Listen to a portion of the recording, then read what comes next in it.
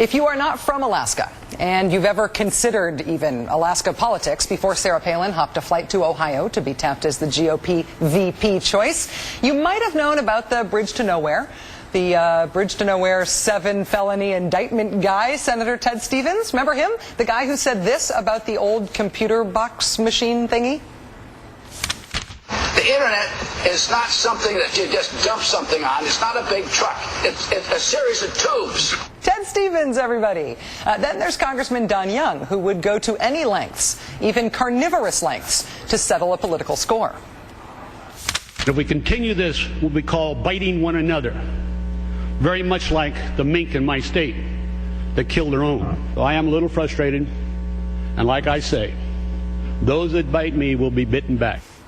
And in Alaska, Sarah Palin's home state, Senator Stevens, the 7-count felony indictment guy, he's running for re-election, and he might make it. The latest poll from Rasmussen shows the currently indicted incumbent senator is running just 2 points behind his opponent, Anchorage Mayor Mark Begich, who in a bold departure for Alaska politics faces 0 felony counts. As for Congressman Bites Like a Mink Don Young, despite being a target of the same federal corruption investigation that indicted Senator Stevens, Don Young won his state's Republican primary last night. Of course he did.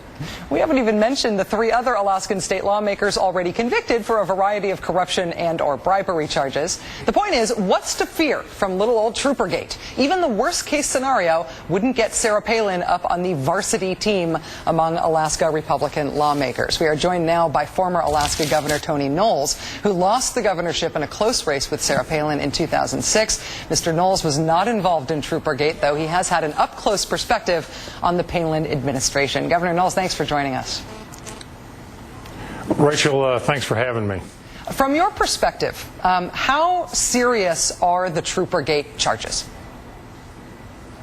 Well, from a perspective as a former governor for 8 years, the charges are very serious. Basically, what you're saying is that a person abused their power of office, potentially committed an illegal act in directing a public safety commissioner to do an illegal act, and when he didn't comply with not only the direction that possibly came from the governor, but from the governor's husband, the attorney general, and other officers within the administration, he was then fired. I think that's a very serious charge. And the legislature, as you and Michael very well discussed it, and I don't have a lot more to add to it in that regard, in a bipartisan way said that there was enough evidence to initiate an ethics investigation. That's never happened before in Alaska history. So it was a very serious issue. The council that voted on that was 10 Republicans and 4 Democrats. So it was certainly bipartisan. And now we've seen through the firestorm of maneuvers of the McCain-Palin campaign in attempting to shut down this investigation that it is becoming very apparent that it's a case of cover-up and stonewalling. On the issue of questioning the integrity of the investigation, is there any reason to believe what the McCain and Palin campaign are sort of alleging about the investigation after the fact, that it was a partisan witch hunt, that it was tainted, that it had become a tool of the Obama campaign in some way? Do you buy those allegations at all? It looks like by making those allegations, they've succeeded in pushing this investigation off till after the presidential election.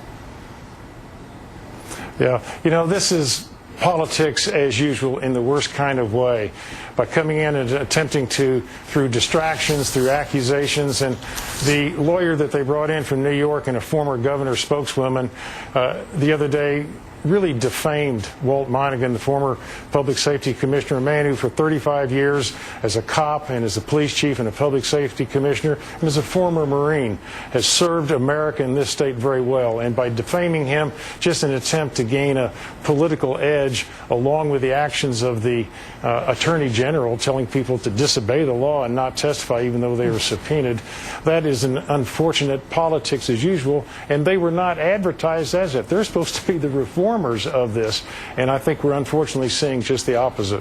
Why does Sarah Palin have such a high approval rating in Alaska? Well, Having been a governor when the price of oil was $16 a barrel and went to $9 a barrel, and we had to reduce our budget because the oil revenues for this state provide 85% of the budget. There was a $5 billion surplus last year. So what's how not to like? Be popular with that kind of surplus and have that kind of a budget? She increased the budget 60%. It's a difficult.